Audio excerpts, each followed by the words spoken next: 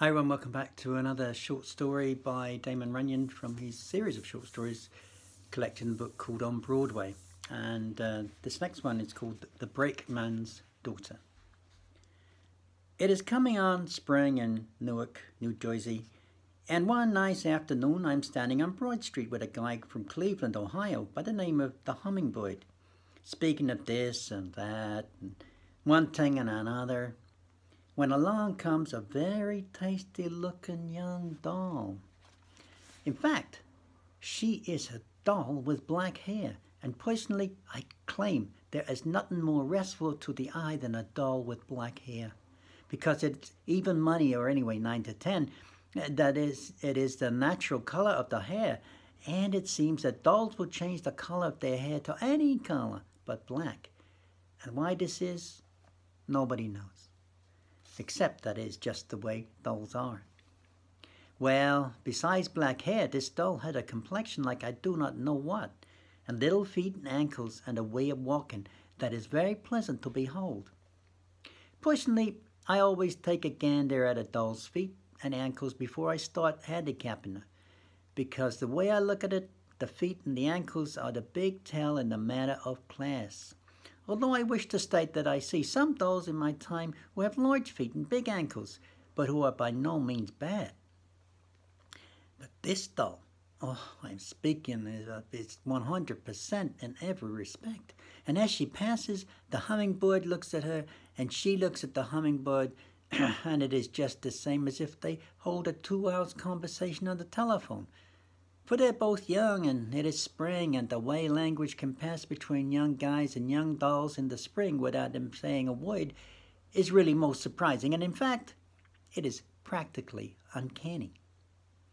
Well, I can see that the hummingbird is somewhat confused for a minute, while the young doll seems to go right off into a trance, and she starts crossing the street against the lights, which is not only unlawful in Newark, New Jersey, but most indiscreet, and she is about to be run down and mashed in like a turnip by one of the big false faces beer trucks when the hummingbird hops out into the street and yanks her out of danger, while the jockey looking back and yelling words you will scarcely believe are known to anybody in Newark, New Jersey.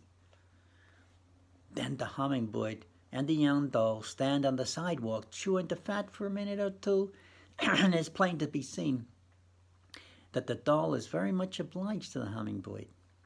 And it is also plain to be seen that the hummingbird will give any 4 bobs to have the jockey of the beer truck when he can talk to him quietly. Finally, the doll gets on across the street, but this time she keeps her head up and watches where she's going. And the hummingbird comes back to me, and I ask him if he finds out who she is and does he date her up or what. But the answer to my question, the hummingbird states to me as follows. To tell the truth, I neglect these details because I'm already dated up to go out with big false face tonight, to call on a doll who is daffy to meet me. Otherwise, I will undoubtedly make arrangements to see more of this pancake I've just saved from rack and ruin.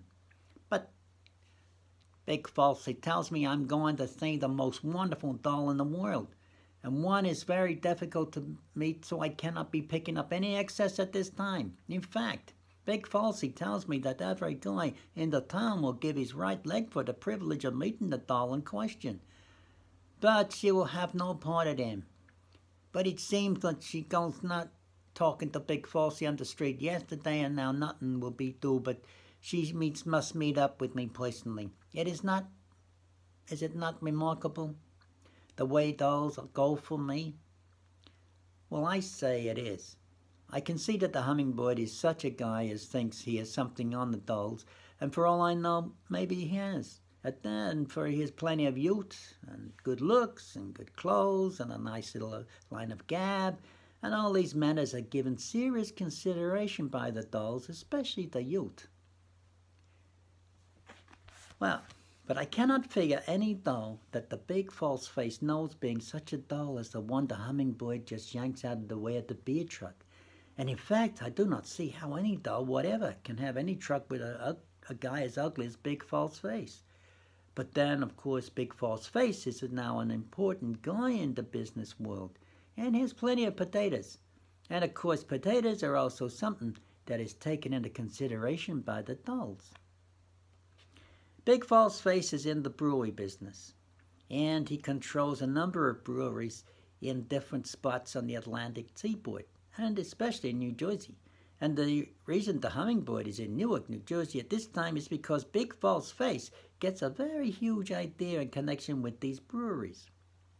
It seems that they are breweries that Big False Face takes over during the past 10 years when the country is trying to get along without beer. And the plants are laying idle. And the Big False Face opens up these plants and puts many guys to work and turn out plenty of beer, and thus becomes quite a philanthropist in this way, especially to citizens who like their beer.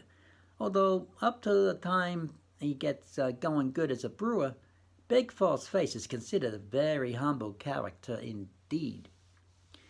He comes from the Lower East Side of New York, and he is called Big False Face from the time he's very young, because he had a very large and very homely kisser. And on this kisser, there is always a castor oil smile that looks as if it's painted on. But this smile is strictly a throw-off, and Big False Face is often smiling when he is by no means amused by anything. Though I must say for him that he is generally a very light-hearted guy. In his early youth, it is Big False Face's custom to stand chatting with strangers to the city around the railroad stations and ferry boat landings, and smiling very genially at them, and in this way Big False Face learns much about other parts of the country. But it seems that while he is chatting with these strangers, friends of Big False Face search the strangers' pockets, sometimes removing articles from these pockets, such as watches, and lucky pieces, and keepsakes of one kind and another, including money. Of course, it is all in fun, but it seems that some of the strangers become greatly annoyed when they find their pockets empty, and go out of their way to mention the matter to the gendarmes. Well, after the gendarmes hear some little mention from strangers about their pockets being searched while they are chatting with a guy with a large smiling kisser, the gendarmes take to looking around for such a guy. Naturally, they finally come upon Big False Face, for at the time I'm speaking of it, it is by no means common to find guys with smiles on their kisses on the Lower East Side, and especially large smiles. So what happens but Big False Face is sent to college in his youth by the gendarmes, and the place where the college is located is Auburn, New York, where they teach him that it is very, very wrong to smile at strangers while their pockets are being searched. We'll leave it there and find out a bit more about Big False Face next time. And see if this young lady that the Hummingbird's going to meet is the same one that he just saw on the street and saved her life. Until tomorrow, stay safe, be good, and most will be kind, won't you? See you soon. God bless.